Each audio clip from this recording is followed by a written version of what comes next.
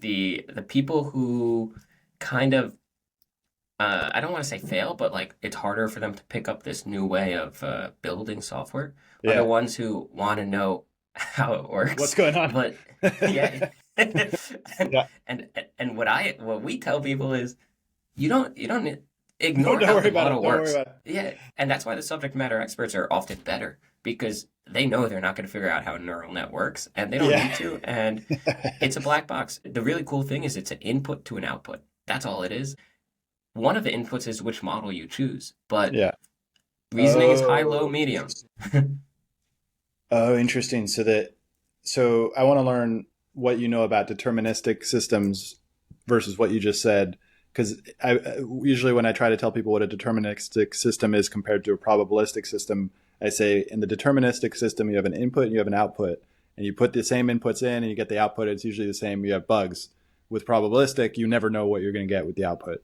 But you Yeah, just said something about multiple inputs. Is that normal? Yeah, that's normal for a deterministic system as well, is to have multiple inputs.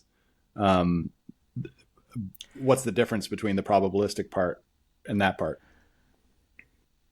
I think I guess when I hear deterministic, Mm. probabilistic, the way I think about it is like, you know, when you have a really hard bug when programming, people always say, "Oh, it's non-deterministic, which it outputs," and it's usually not. It's usually you just don't know how it works, and you have to dive in pretty deep.